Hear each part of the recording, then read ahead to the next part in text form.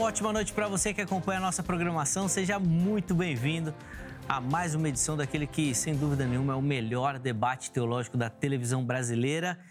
E quando o tema é escatologia, aí fica melhor ainda.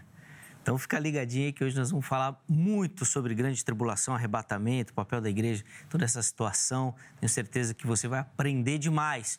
É sempre um debate que gera muita polêmica. Então, quero você participando nas redes sociais. Falando em redes sociais, já fica aqui para você o meu perfil lá no Instagram, @zeca_pereira. Chega por lá. Vou apresentar os meus convidados para, na sequência, a gente entrar aí no nosso tema, na nossa conversa e poder aproveitar bastante o nosso tempo de hoje. É com muita alegria que nós recebemos aqui nos nossos estúdios o pastor Rodrigo Ursino, ele que é ministro da Igreja Assembleia de Deus, Ministério do Belém. Graça e paz, meu irmão, seja muito bem-vindo. É uma alegria novamente recebê-lo aqui no programa. Mas, Zeca, prazer todo meu, sempre uma alegria muito grande estar aqui nesse programa que é o maior e melhor programa de debates da TV, e junto com o querido amigo Bispo Hildo, esse servo do Senhor, falaremos de um assunto tão interessante e com certeza seremos edificados. Sem dúvida, sem dúvida.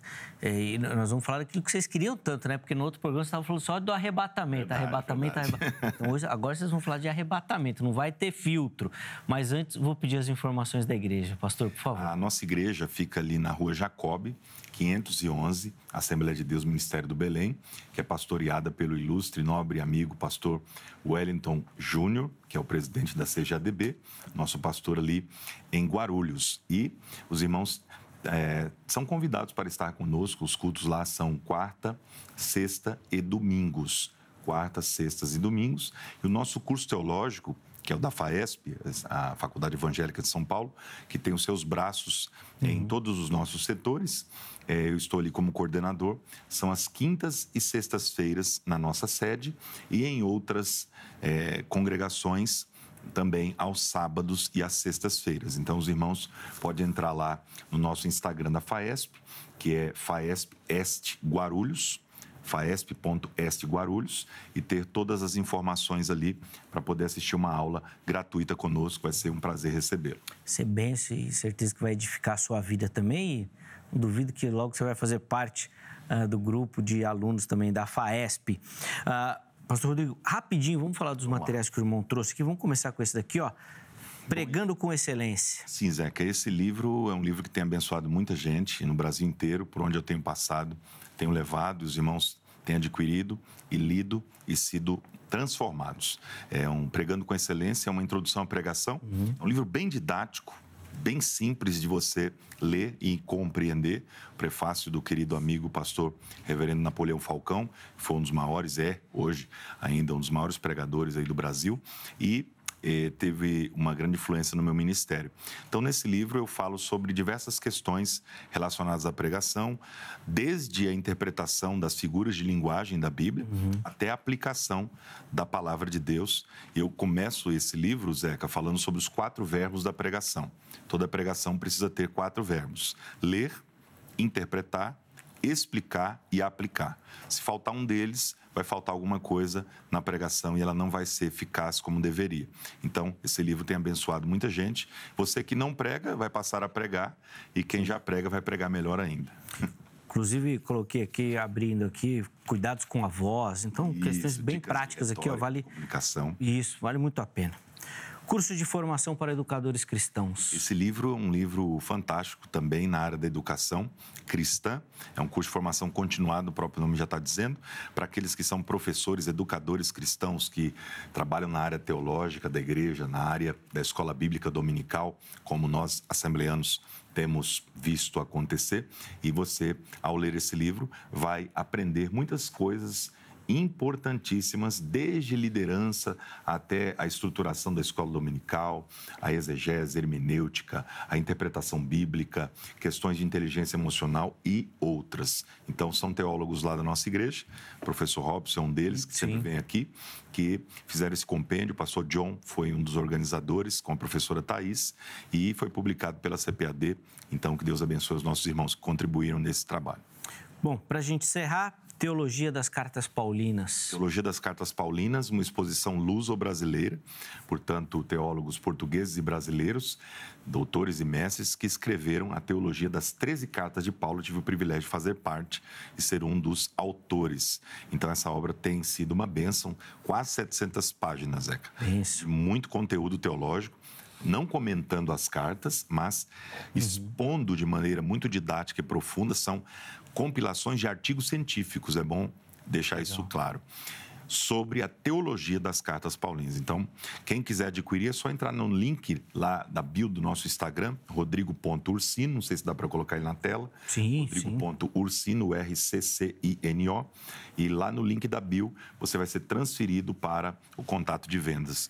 Não só dá, como já apareceu. Obrigado. E ele ficará salvo no perfil oficial do Instagram. Então, se você não anotou aí, passou rápido, vai lá no @programa Vejam Só, que vai ficar salvo lá para você poder acessar também, tá bom? De novo, obrigado, meu irmão, pelo carinho. E nós temos também o privilégio de receber na noite de hoje, nesta oportunidade, o Bispo Hildo Melo, que é ministro da Igreja Metodista Livre. Bispo Hildo, graça e paz, ótima noite. Seja bem-vindo, meu irmão, ao programa mais uma vez. Graça e paz, mais uma vez. Uma alegria estar aqui com vocês. Muito obrigado, Bispo. É sempre um privilégio aprender contigo, ouvi-lo. Mas para a gente começar, vou pedir as informações da igreja para a gente, por favor. Eu sou bispo no Brasil e em Angola, da Igreja Metodista Livre. Dou aula no nosso seminário bíblico wesleyano. E todo mundo está aí convidado também a fazer cursos, que os cursos, na sua grande maioria, são até por online, né? Uhum. EAD, então beneficia até que a gente tem alunos de outros países, né? E eu sou pastor da Igreja Metodista Livre no bairro de Mirandópolis, que fica na Rua das Rosas, número 445, cultos às quartas, às 20 horas e aos domingos, às 10 da manhã, dou aula na escola dominical, às 9, todos são muito bem-vindos, só chegar. Vai ser uma alegria você passar por lá também, aprender com o bispo e, obviamente, compartilhar ali com os irmãos também. E fica a indicação do seminário também, para quem nos assiste e quiser acessar lá as informações e também poder se aperfeiçoar aí, nessa questão ministerial, aí, se capacitar para exercer aquelas funções e cargos que Deus tem te levantado aí na sua igreja local, tá bom?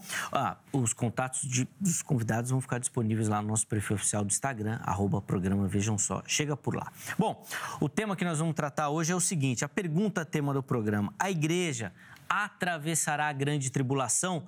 Os convidados vão responder, na sequência você vai participar. Pastor Rodrigo, e aí, a igreja atravessará a grande tribulação? Essa é uma pergunta que tem intrigado milhares de cristãos ao longo dos anos.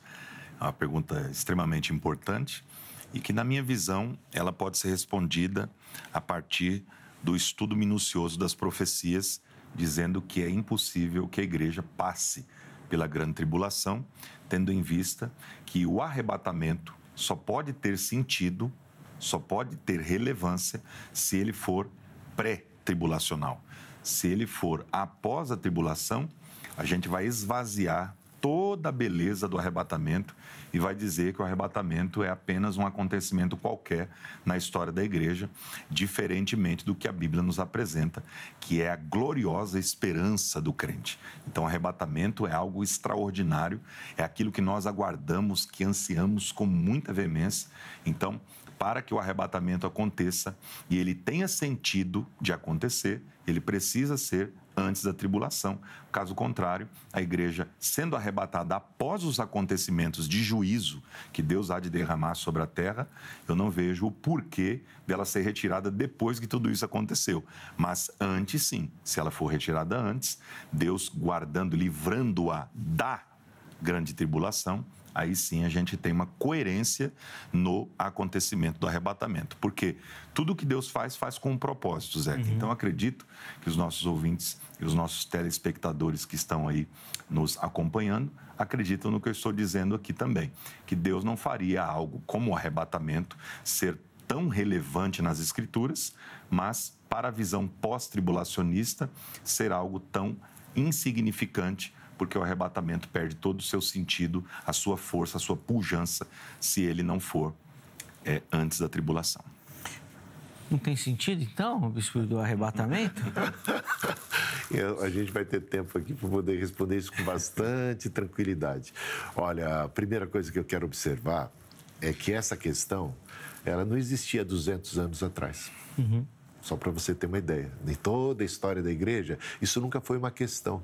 Ao longo de até 1830, mais propriamente, quando Margaret MacDonald teve uma visão, uma menina de 16, 17 anos de idade, que era oriunda ali do catolicismo, ela teve uma visão e ela que teve essa visão de uma segunda vinda de Cristo em 2 etapas, com arrebatamento da igreja sendo a primeira etapa da segunda vinda de Cristo, e aí separada por 7 anos de grande tribulação, e aí depois a parousia, a segunda vinda manifesta de Cristo.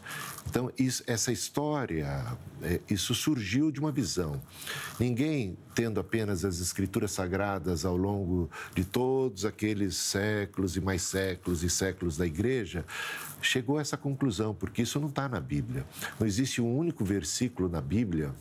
Olha, esse é um desafio que eu já lanço há muito tempo para os pré-tribulacionistas. Estou com aqui o pastor Rodrigo. Ei, amigão, você vai ter trabalho. Você vai ter que mostrar na Bíblia um versículo que mostre que o arrebatamento é secreto, que ele é separado por 7 anos de grande tribulação, que a segunda vinda de Cristo tem 2 fases. Não há um único versículo na Bíblia que diga que a igreja não vai passar pela grande tribulação. Não tem isso, pelo contrário. Todos os textos e mais textos que nós encontramos na Bíblia falam que o servo não é maior do que o seu senhor. Se perseguir o Senhor, claro que vão perseguir os servos. Se odiaram, se vocês estão sendo odiados, saibam que foi a mim que eles odiaram primeiro, né? Se eles me odiaram, vocês são meus seguidores, vocês estão comigo, vocês vão participar. Se Cristo carregou uma cruz, saiba que a primeira condição para você se tornar cristão é negar a si mesmo e tomar a sua cruz. Há uma cruz que deve ser carregada. E agora, quanto à beleza do arrebatamento, meus irmãos, a beleza do arrebatamento é que quando Cristo voltar nas nuvens do céu, como ele disse, visível, ninguém vai dizer, eis que o Cristo está ali ou o Cristo está acolá. A vinda dele não é secreta em nada, em nenhum aspecto, em nenhuma fase, em nenhuma etapa, é uma vinda única sobre as nuvens do céu com poder e glória.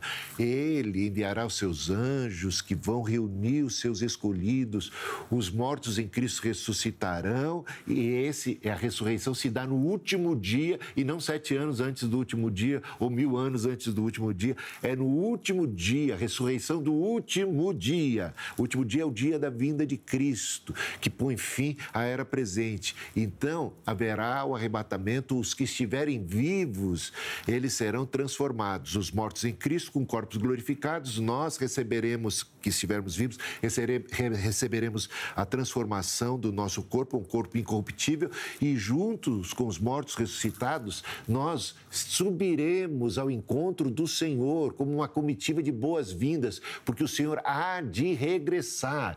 Ele vai descer e aí vai julgar os vivos e os mortos, e nós o acompanharemos, nós o receberemos, nós teremos alegria naquele dia, nós seremos ressuscitados, será o dia da manifestação dos filhos de Deus. Como não há beleza nisso? Como é que o pós-tribulacionismo não teria beleza no arrebatamento? O arrebatamento é o dia da manifestação dos filhos de Deus, da separação, né, do joio e do trigo. Bom, eu quero ver se o pastor Rodrigo enxerga essa beleza aí, né? Porque ele foi empolgado na defesa, né? Não, por que eu disse? Não, mas calma. Deixa eu colocar a enquete aqui, senão... Aqui já porque senão nossos telespectadores ficam bravos, porque esse assunto eles gostam de comentar. Então, acesse o nosso perfil do Instagram, @programa Vejam Só, e tem lá a enquete para você falando sobre a grande tribulação e o arrebatamento. Ainda que o resultado dessa enquete seja muito fácil de adivinhar qual vai ser, qual opção que vai ganhar, nós vamos colocar lá para você. Tá aí, ó. O arrebatamento acontece antes ou depois da grande tribulação? Primeira opção, depois. A igreja enfrentará a tribulação. Segunda opção, antes. Cristo livrará a igreja. E a terceira opção é não tenho certeza. E a nossa produção foi esperta porque colocou o sim primeiro, né? Porque às vezes a pessoa já vai direto. Se ela não lê, direita, ela pode votar errado. Então vai lá, vote, participe, no final a gente coloca o resultado. Vamos lá, pastor Rodrigo, devolver a palavra ao irmão com aquela pergunta que não quer calar e que o Bispo Hildo deixou esse desafio. Me dá um texto. Um versículo. Não precisa nem de mais, ele quer um só. Mais, não. Vamos lá, Rodrigo. Bom, Bispo Hildo, como um grande conhecedor de teologia, sabe que teologia não se faz com um versículo, mas com a concatenação, com a associação. Fala para ele mostrar um versículo da Trindade. Pois tem várias palavras teológicas que a gente não encontra na Bíblia, doutrinas, inclusive, que não se encontram em um versículo, mas no estudo minucioso e profundo desse tema determinado, que está se propondo a ser estudado, e com a reunião desses textos e o estudo deles para que eles sejam conectados entre si. A mesma coisa acontece quando a gente vai estudar a volta de Cristo gloriosa, como o bispo disse aí, que não dá para dividir em duas fases. Para mim é uma questão muito simples, como eu disse no debate passado. A primeira vinda de Cristo, ela foi em duas fases, o que mostra que a sua segunda vinda também será em duas fases. A primeira vinda foi em duas fases, quando ele esteve aqui na Terra, ele encarnou, ele viveu aqui 30 e poucos anos, morreu e ressuscitou, ficou 40 dias aqui com o corpo glorificado. Essa é a segunda etapa da sua primeira vinda, porque é totalmente distinta. Inclusive, foi só para os salvos. Somente os crentes viram Cristo ressurreto.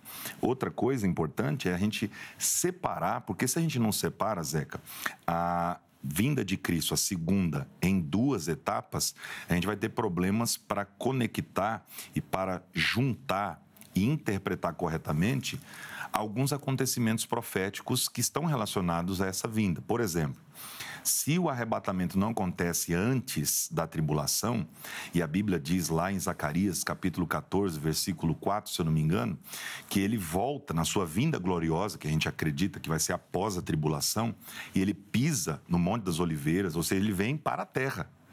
E a gente acredita que após isso inicia-se o milênio. Eu não sei qual que é a posição aqui do bispo ainda, após o arrebatamento da igreja. Para onde a igreja vai? Porque essa é a grande questão. Para a maioria dos pós-tribulacionistas, depois do arrebatamento, a igreja volta para a terra. Então, encontra Jesus nas nuvens e regressa para a terra. Por isso que eu disse no início que o arrebatamento para o pós-tribulacionismo, ele se esvazia do seu sentido. Porque não haveria necessidade alguma de ter arrebatamento, já que ele vai encontrar o povo dele lá nos ares e depois vai voltar para a terra com eles para reinar no milênio. Mas aqui nós temos um grande impasse. Então, a igreja precisa ser arrebatada antes da tribulação e o bispo pediu um versículo, eu tenho um versículo. Um deles é Apocalipse capítulo 3, versículo 10. Como guardaste a palavra da minha paciência, eu vos guardarei da. A palavra que ali no grego, tirar, ou seja, antes que aconteça. Então, a igreja, ela vai ser livre da grande tribulação que há de vir sobre todo mundo. Ou seja, se é sobre todo mundo, é a tribulação que Jesus citou, universal. Então, quando a gente olha para esse texto, a gente percebe que é impossível que a igreja ela passe pela tribulação, porque está escrito que ela vai ser retirada da e não participará dela. Milênio, retira. Tem bastante coisa aí para o irmão comentar, Tá, bispo. Vamos lá. Vamos lá. Apocalipse capítulo 3, versículo 10. O grego ali, tereo, associado à preposição ek, guardar, né? Guardar, e não é da grande tribulação, é da provação, né? Que viria sobre todo mundo. Então, essa é uma interpretação pré-tribulacionista de que ali a igreja estaria sendo arrebatada. Só que todo o contexto das cartas é de grande tribulação, é de sofrimento, é de martírio. Todo o contexto de Apocalipse, você chega no Apocalipse capítulo 7, há uma multidão incontável, as almas, né, que são as almas dos mártires, que louvam e cantam e entoam a Deus. Eles não foram guardados, eles foram mortos, eles foram martirizados. Eles são tirados, também tem a preposição é que ali no capítulo 7, da grande tribulação. Mas eles não foram tirados porque eles foram arrebatados antes, eles foram tirados porque eles foram mortos. Então, não faz nenhum sentido isso dentro do próprio contexto do Apocalipse. Agora, tereuek é usado por Jesus quando ele ora na oração sacerdotal. Não peço que os tires do mundo, tereuek do mundo, mas que não os peço que os tires do mundo, né, tereuek, mas que os guarde do mal. Então, ele está dizendo não é para tirar do mundo, é para guardar do mal. Guardar do mal guardar, né, sem tirar. Guardar, porque Deus é poderoso, né? A gente sabe disso, que Ele é poderoso para guardar, mesmo na esfera do perigo. Os judeus que estavam, na época, no Egito, quando das 10 pragas, eles não foram tirados, mas de alguma maneira miraculosa foram poupados daquelas pragas que tinham destino. Né? Até quando o anjo da morte passa, os filhos dos judeus, eles não são arrebatados para serem protegidos. Eles são protegidos mesmo diante da esfera de uma passagem do anjo da morte. Então, Jesus orou para que nós fôssemos protegidos, para que nós fôssemos guardados. Só que essa proteção é muito mais espiritual, né? Porque no mundo tereis aflições. Ele já garantiu que nós teríamos aflições. Então, não há por que achar que nós vamos ser livres da morte ou livres da perseguição. Vocês serão perseguidos, vocês serão odiados de todas as nações por causa do meu nome, vos matarão. Paulo fala assim, que nós somos entregues à morte todo dia, fomos reputados como ovelhas para o matadouro. Nada pode nos separar do amor de Deus que está em Cristo Jesus, porque nós somos guardados por esse amor. Mas a morte, a tortura, a perseguição, o anticristo, a gente não tem que temer aquele que pode matar o corpo, mas não pode matar a alma. A gente tem que temer aquele que, além de poder matar o corpo, pode matar, inclusive, a alma, né? no juízo e na condenação eterna. Concluir, bispo. Então, para concluir, eu diria o seguinte, que a grande tribulação, e esse versículo que você cita, ele nem trata de grande tribulação, é só uma conjectura, e ele também não trata de um guardar, que seria o arrebatamento. A palavra arrebatamento não está aí, e nós vemos logo a seguir a descrição de uma multidão incontável de gente sendo torturada, morta, mártires na glória. Então, a igreja, ela está sendo morta na grande tribulação, por isso eles são provenientes da grande tribulação, não por um arrebatamento, mas pelo próprio martírio, né? Boa. Ó, última fala de cada um neste bloco, tá bom? E aí, depois do intervalo, a gente volta aqui. Então, vamos lá, pastor Rodrigo. Vamos lá, vou tentar correr aqui. Bom, em Apocalipse 3:10, o reverendo, acredito que fez uma confusão, porque o texto diz claramente, vou ler aqui, como guardaste a palavra da minha paciência, também eu te guardarei da hora da tentação. Ou seja, não tem como a pessoa ser tirada morrendo. É livrando-a dessa tentação. Ela não passa por ela, por essa provação, como o senhor disse, por essa tribulação, como queira. Então, é impossível ter essa noção de interpretação exegética. Outra coisa importante a gente lembrar que, como eu disse também, o bispo acho que não chegou a citar e comentar, que o arrebatamento ele se esvazia quando você tem essa ideia de que haverá um arrebatamento após a tribulação, Jesus volta até as nuvens, encontra a igreja nos ares e retorna para a terra. Imagine a frustração dos nossos irmãos que foram arrebatados. O corpo foi glorificado, Zeca. A Bíblia diz lá em 1 Coríntios capítulo 15, a partir do versículo 51, que a trombeta vai soar, a trombeta do arrebatamento, e nós seremos transformados, e logo esse texto se encaixa a 1 Tessalonicenses capítulo 4, ou seja, no momento do arrebatamento que Jesus toca essa trombeta e nós vamos ser transformados. O corpo é transformado e glorificado, a gente sobe até os ares e retorna para a terra. Eu não vejo nenhuma necessidade de então ter o arrebatamento, porque a gente vai voltar para a terra. Para que o corpo é glorificado? Acredito que para a gente entrar e acessar o céu no período desse arrebatamento. Outra questão importante a gente citar, que há essa distinção gigantesca entre Israel e a igreja, e quem não a faz vai ter problemas para interpretar a Bíblia corretamente, principalmente em relação às profecias. E nós vemos que no Apocalipse, que é o livro profético que trata dessa questão, nós não enxergamos a igreja na tribulação. Então, nós temos aí a maior parte do Apocalipse, alguns vão dizer que do 4 até o 18 é a grande tribulação, a gente não enxerga a igreja ali sendo citada. Por quê? Porque ela não está presente. Mas a gente vê a igreja sendo citada cerca de 19 vezes nos primeiros 3 capítulos do Apocalipse. Por quê? Porque ela ainda estava na terra e profeticamente, a partir do momento que as profecias se tornam futuras em relação a todos esses acontecimentos que virão, ela não aparece mais no período tribulacional. Por quê? Porque ela foi arrebatada. E para corroborar com isso, como Mateus, Jesus fala nos sermões proféticos especificamente ao povo de Israel, ao povo judeu, nós temos um versículo interessante, Zeca. Apocalipse 13, versículo 9, corrobora com Mateus capítulo 13, coincidentemente, ou Jesusidentemente, também versículo 9, que diz assim: quem tem ouvidos para ouvir, que ouça. Em Apocalipse, capítulo 13, versículo 9, também temos a mesma expressão. Quem tem ouvidos para ouvir, que ouça. Mas é interessante que no início do Apocalipse, 7 vezes a expressão aparece. Quem tem ouvidos, ouça o que o Espírito diz às igrejas, porque a igreja estava na terra. Depois, no período tribulacional, capítulo 13, é onde aparece o anticristo, o falso profeta, ou seja, o auge, o ápice da grande tribulação, a gente vê Jesus falando: quem tem ouvidos, ouça. Por quê?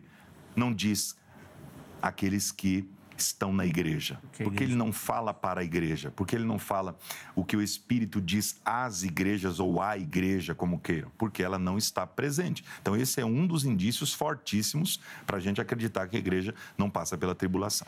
Boa, vamos lá, bispo. 4 minutinhos aí para concluir e a gente encerrar o bloco. Começando pelo glamour aí do arrebatamento pré-tribulacionista, que só teria sentido, né, se fosse pré-tribulacionista. Então, vamos a 1 Tessalonicenses, capítulo 4, versículo 16. Porque o Senhor mesmo, dada a sua palavra de ordem, ouvida a voz do arcanjo e ressoada a trombeta de Deus, descerá dos céus. Portanto, tem muito barulho nesse dia aqui, tem trombeta, tem voz de arcanjo, tem palavra de ordem de Deus. Ele vai descer dos céus. Ele não vai descer dos céus para ficar no meio do caminho. Ele vai descer, e ele já disse que toda a vinda dele é visível, que não vai ser... para a gente não dar crédito para aqueles que disserem que a vinda dele foi secreta, que foi ali que ele veio em arrebatamento secreto. Não, a vinda dele é visível. Ele vai descer dos céus, os mortos em Cristo ressuscitarão primeiro. Olha que coisa gloriosa.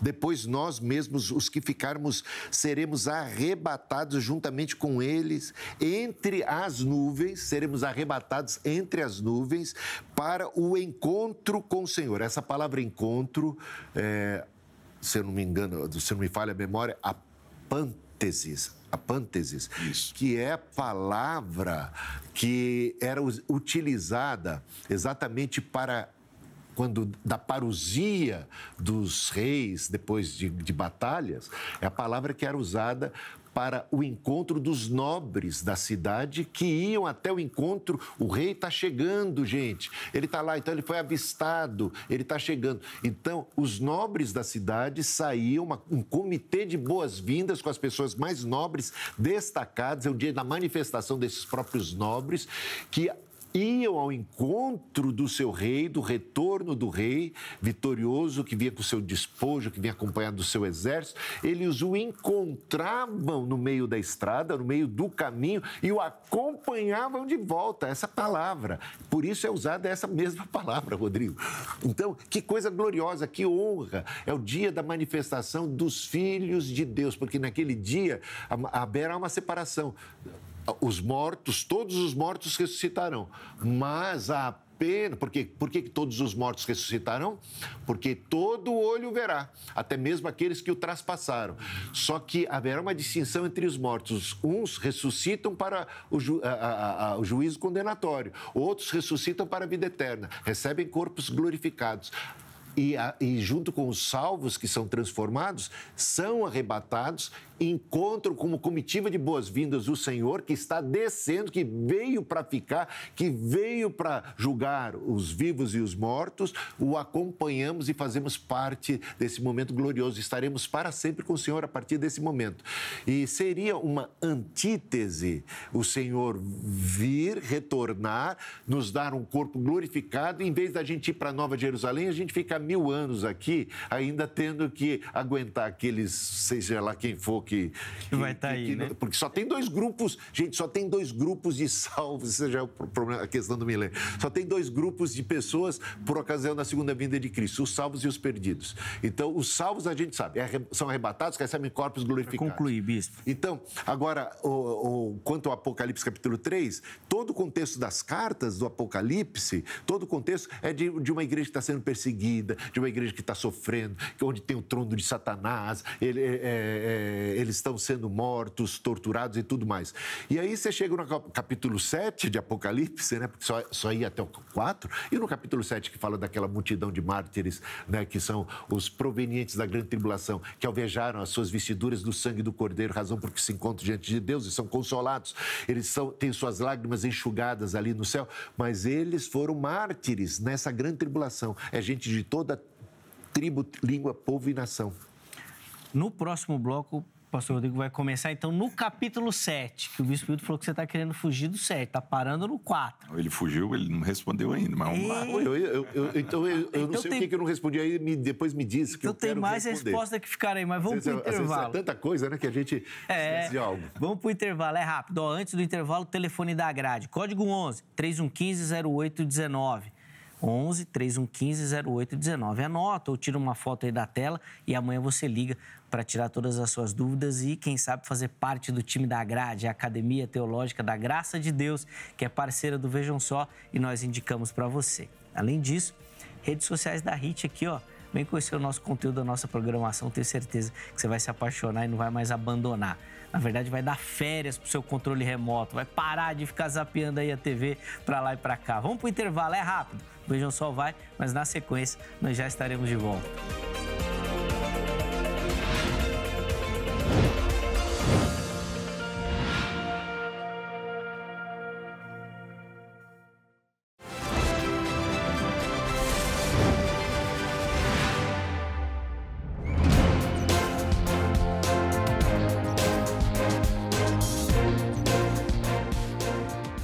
Estamos de volta com o Vejam Só e a pergunta hoje é se a igreja atravessará ou não a grande tribulação. Pastor Rodrigo Ursino, bispo Hildo Melo, que no primeiro bloco deram suas contribuições e algumas perguntas ficaram pendentes. No intervalo a gente descobriu que a pergunta que o bispo Hildo não respondeu é de Mateus 13:9 e de Apocalipse 13:9. Também depois ele vai falar, quem tem ouvidos para ouvir, ouça. E por que lá em Apocalipse não faz mais referência à igreja, né? Ele vai responder. Mas antes, vamos começar com o pastor Rodrigo. Afinal de contas, o bispo Hildo disse que você está parando no capítulo 4 de Apocalipse, que você não quer avançar. Por que não chega no 7? Vai lá, pastor Rodrigo. Por que você não quer chegar no capítulo 7? Não tem nada disso. É porque, na verdade, eu estava falando a respeito de Mateus 13, Apocalipse 13, ambos versículos 9, que fala que quem tem ouvidos ouça e para por ali. Só que em Apocalipse deveria constar o que o Espírito diz às igrejas. Em Mateus, tudo bem, a gente até releva. Agora, em Apocalipse, deveria constar. É uma sentença por que não consta? Comum, né? Sim. Porque a igreja não está nesse período. A igreja já foi arrebatada, bispo. A gente já foi para o céu. O corpo foi glorificado. A gente entrou. Estamos com Cristo. Recebemos o galardão. Só voltaremos agora após a grande tribulação terminar. Agora, é interessante também, o bispo citou aí que é tanta coisa, como ele disse, não dá para a gente responder tudo no tempo que nos cabe. Mas, no início, a questão do sonho da Macpherson. Aquilo, infelizmente, é uma falácia, porque já foi resolvido em vários textos publicados já que provaram que o pré-tribulacionismo não surge a partir disso, claro que não. Né? São estudos minuciosos e profundos dos dispensacionalistas, claro, John Nelson Darby deu a sua grande contribuição e fizeram a sistematização dos eventos. E por que isso é recente, bispo? Porque é um estudo que os teólogos da antiguidade, do passado, até antes de John Nelson Darby, não estudavam com profundidade o livro do Apocalipse e as profecias. Eles não estudavam, não davam tanta atenção. O próprio Calvino escreveu comentários praticamente de todos os livros da Bíblia e não escreveu sobre o Apocalipse, que eles fugiam dessa questão, né? Parece não tinha que era dispensacionalista, né? Tinha escatofobia, né? Não, mas eram, com certeza, nem deviam ser, isso, né? Os calvinistas ficam doidos. Não, mas o próprio Paulo era, né? Dispensacionalista e pré. Obviamente, claro. No capítulo. Vou mostrar para o senhor aqui. Novidade. Nós temos aqui, por exemplo, na carta aos Efésios, ele falando das dispensações. Mas claro, a dispensação do mistério. Que Paulo era, ele a dispensação não vai ser da também. plenitude dos tempos, Tá a dispensação certo. da graça. São dispensações, Tá sim ou não? certo. São dispensações. Tá E certo. Paulo se inclui no arrebatamento. Olha que interessante. Ele diz, e nós os que ficarmos vivos. Ele tinha certeza que o arrebatamento aconteceria nos seus dias. E para responder a questão do bispo em relação à palavra pântesis, que aparece ali em 1 Tessalonicenses capítulo 4, versículo 17, encontrar no português, é de fato, realmente. Só que aí a gente teria um problema, bispo, porque quando a comitiva ia ao encontro do grande, eles sabiam que ele estava vindo, então eles sabiam a data. E aí a gente vai ter que dizer que a gente, como igreja, tem que saber a data em que Jesus vai voltar. Porque para fazer sentido essa palavra, como o senhor utilizou, mas aí tem que saber os anjos o dia que isso vai acontecer e o momento que ele está vindo. Então, a gente não tem, ninguém sabe nem o dia nem a hora. Por isso que Paulo, ele cria na doutrina da iminência, e eu também creio, porque sou paulino nesse sentido. Boa, boa. Vamos lá, bispo, agora sim os seus comentários aí, vai. Tá joia. E, então, você reconhece que a pântesis ali tem esse sentido que era muito comum, né? De usar esse mesmo termo para a comitê de boas-vindas. Também era utilizado. Era utilizado. Agora, você diz que isso não seria possível porque eles teriam que saber antecipadamente e ninguém vai saber quando Cristo vai voltar. Eu concordo plenamente, ninguém vai saber quando Cristo vai voltar. Mas é por isso que você lê lá em Mateus capítulo 24 que quando o Senhor vier, é quando Ele vem, Ele é que transforma os corpos, Ele é que ressuscita os mortos, Ele é que envia seus anjos para que os seus salvos, os seus escolhidos sejam arrebatados para o encontro dele. Então, eu também acredito na iminência e acredito que vai ser desse jeito como Jesus descreveu ali em Mateus capítulo 24, sem nenhum problema. Só que eles servem como comitê de boas-vindas porque o Cristo está voltando e ele está vindo para concluir o que ele tem que fazer, destruir todo o inimigo, destruir a morte, tragada será a morte pela vitória, por ocasião da vinda de Cristo, não haverá morte, então, em qualquer milênio, porque a morte será tragada na segunda vinda de Cristo, quando se der a ressurreição dos mortos. Aí entraria em vários outros assuntos aqui. Então, isso eu vejo assim com muita clareza. Tem uma passagem... não, você falou de Apocalipse 13. É interessante essas passagens. Eu achei até curioso isso. Só que pensa bem comigo, Rodrigo. Eu chamo Rodrigo assim, porque de pastor para pastor estamos em casa, né? Sem muita formalidade, né? Mas com todo respeito, tá, Rodrigo?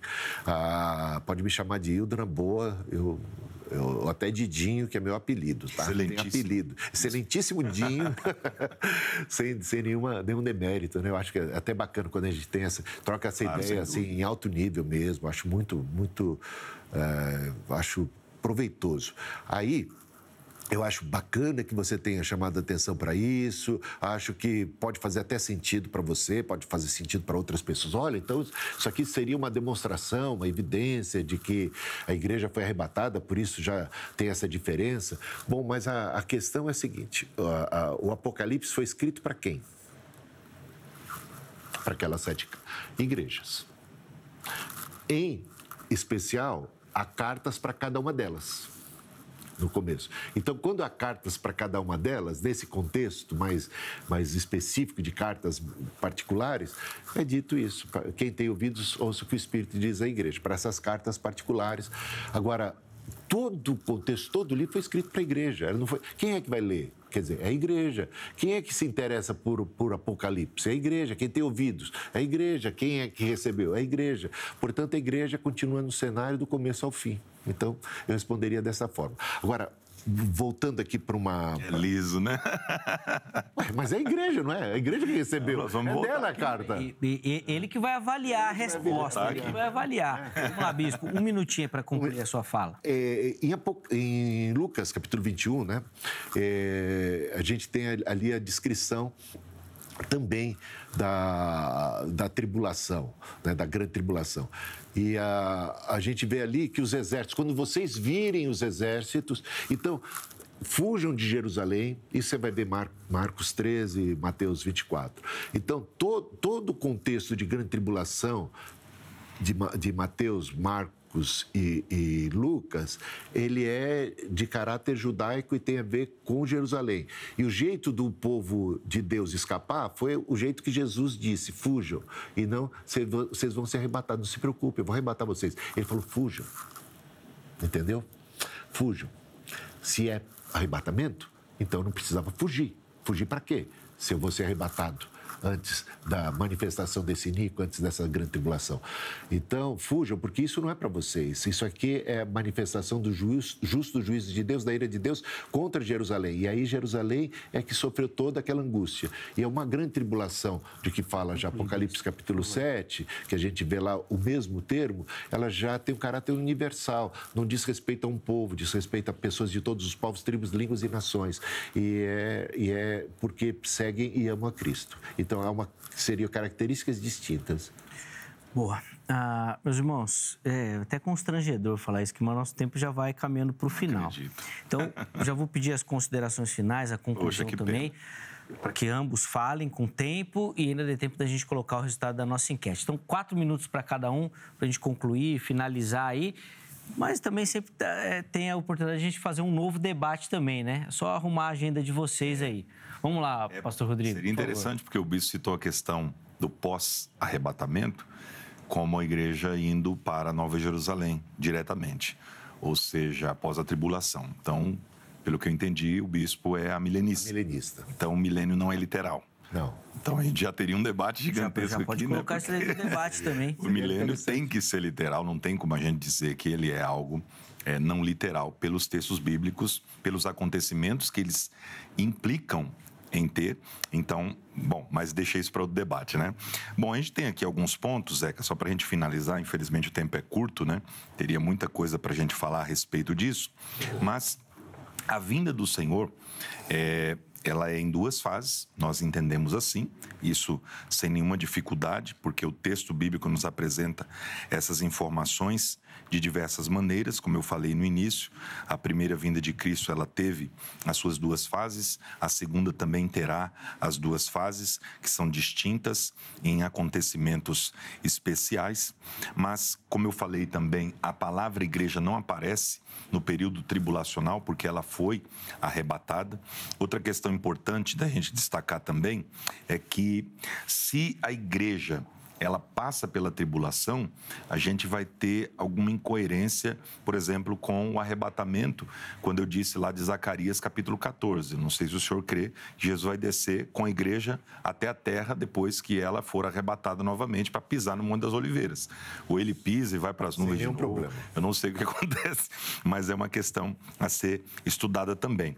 E textos da própria carta aos Tessalonicenses deixam claríssimo que a igreja não vai participar pela tribulação, passar por ela, porque no capítulo 4, o versículo 18 termina assim, depois ele falar que a gente vai encontrar com ele nos ares, portanto, consolai-vos uns aos outros com essas palavras. Se ele estivesse falando que a igreja passará pela tribulação, que consolo seria esse? Nenhum, não há como ter consolo nisso. Outra coisa importante é que no versículo 9 do capítulo 5 de 1 Tessalonicenses está escrito: porque Deus não nos destinou para a ira, mas para a aquisição da salvação por nosso Senhor Jesus Cristo. E o período da ira, entendemos perfeitamente que é a grande tribulação, e a igreja não passará por ela. Só para finalizar, mostrando que a igreja não passa pelo período da ira e que o período da ira é sim o período tribulacional. Apocalipse capítulo 6, versículo 16. E diziam aos montes e aos rochedos: caí sobre nós e escondei-nos do rosto daquele que está sentado sobre o trono e da ira do Cordeiro, porque é vindo o dia da sua ira. E quem poderá subsistir? Então, os próprios participantes da tribulação, ninguém melhor para falar sobre ela do que os participantes, né? Então, eles estão chamando esse período de período da ira, o dia da vingança do Senhor. Dia, você vê, não é um dia único, é um período muito grande, porque às vezes o pós-tribulacionismo diz que o dia do Senhor é só a vinda de Cristo. Não, é onde inicia esse período, após o arrebatamento, começa então o dia da vingança do Senhor. A gente poderia fazer outro debate sobre esse assunto. Outro debate só sobre o dia do Senhor também. Obrigado, Rodrigo, pelo carinho. Eu que agradeço. Deus continue abençoando sua vida, seu ministério. As portas dos programas estão abertas. Sempre que tiver um espacinho na agenda, lembra da gente. Deus quiser. Tá bom? Os contatos do pastor Rodrigo lá no nosso perfil do Instagram, para você poder acessá-los também. Bispo Hildo, 4 minutos também para as conclusões. Então, continua não existindo nenhum versículo que diga que a igreja não passa pela grande tribulação. Tantos e tantos outros versículos que falam que a igreja passa e inclusive, claramente usando até a palavra grande tribulação, eles são tirados, são provenientes da grande tribulação através do martírio e não através do arrebatamento. Eles derramam o seu sangue. E tudo isso por causa do nome de Cristo. Eles estão sendo perseguidos na grande tribulação por causa de Jesus, não é porque eles são judeus ou por qualquer outra razão. E a vinda do Senhor é uma vinda sempre visível sobre as nuvens do céu. Assim como vocês viram ele subindo, assim vocês verão ele descendo. Ou seja, foi visível para aqueles que estavam ali, puderam vê-lo subir, e ele vai descer. Os salvos o viram subir. Todo olho verá. Os salvos verão também. Mas a Bíblia não diz só que os salvos. É secreto para a igreja. A Bíblia diz: todo olho verá, até os que o traspassaram. Até os inimigos. Sim, então não diz respeito. Segunda vinda, o senhor citou o texto de Atos. Eu estou citando o texto de Atos que fala que a vinda de Cristo é uma só. Ele vai voltar do mesmo jeito que a gente viu ele subir, ele vai voltar nas nuvens do céu de modo visível. Ele não subiu de modo invisível e vai descer de modo visível. E todo olho verá até os que o traspassaram. Portanto, haverá ressurreição geral no dia da segunda vinda de Cristo. Ela sempre é retumbante sobre as nuvens do céu, que vai se dar no dia da manifestação do Filho do Homem sobre as nuvens descendo em glória sobre as nuvens do céu, que se dará o arrebatamento da igreja. E aqui diz o dia do Senhor, descrito em 1 Tessalonicenses capítulo 1, né? Pelo qual vocês também estão sofrendo, versículo 5, finalzinho. Pois de fato é justo para com Deus que ele retribua com tribulação aos que causam tribulação a vocês, e que dê a vocês que estão sendo atribulados alívio. Portanto, o alívio é dado no dia da segunda vinda de Cristo, que ele está sendo descrito aqui, ó, alívio juntamente conosco, ó. E dê a vocês que estão sendo atribulados alívio juntamente conosco. Quando do céu se manifestar, Apocalipse, aqui a palavra aqui, se manifestar, o Senhor Jesus com os anjos do seu poder, em chama de fogo, não tem nada de invisível, tomando vingança contra os que não conhecem a Deus e contra os que não obedecem ao Evangelho de nosso Senhor Jesus. Tudo num único dia. Então sofrerão penalidade de eterna destruição. Num único dia, eterna destruição. O que sobra depois de eterna destruição, quando Cristo vem e já destrói todos os seus inimigos no último dia, destrói a morte e é acolhido e dá alívio. É o mesmo dia em que ele dá alívio, é o arrebatamento que vai dar o alívio, vai dar o corpo glorificado. Então, não tem como escapar disso, gente. Está aqui muito claro. Então, a minha conclusão é que a Bíblia é muito clara a esse respeito. Ao longo de 18 séculos, nenhuma questão a esse respeito. Não era porque eles eram ignorantes do Apocalipse. Supor que em 1800 anos de história da igreja não tinha ninguém que estudou o Apocalipse. É realmente menosprezar a sabedoria da igreja. Protestante, bispo, a mesma questão. Menosprezar toda a história da igreja. São 1800 anos de história. Afloram nela. Quem vivia naquele momento eram doutrinas recentes. Eu preciso encerrar. Só John Darby foi estudioso. E aí, já tem mais um tema aí pra gente falar aí, dessa questão do surgimento do pré-tribulacionismo. Então, ia conversar só sobre isso, debater sobre isso. Eu anotei aqui, ó, sobre o arrebatamento secreto, sobre o milênio, sobre as duas fases da volta ou não. Tem bastante coisa. Tem bastante coisa pra gente conversar. Bispo, obrigado. Eu que agradeço. Pelo carinho. Foi um prazer também estar junto com o Rodrigo, muito simpático. Amo os dois incríveis, muito conhecimento. Para quem curte, é um prato cheio. Preciso encerrar o programa de hoje, não sem antes colocar o resultado da enquete aí, só para a gente cumprir aqui os protocolos, mas o resultado a gente já sabe, né? Vamos lá. A igreja, a pergunta é a seguinte, ó. O arrebatamento acontece antes ou depois da tribulação? Vamos ver como é que ficaram as respostas? Olha lá. 39% indicando que o arrebatamento é depois da grande tribulação.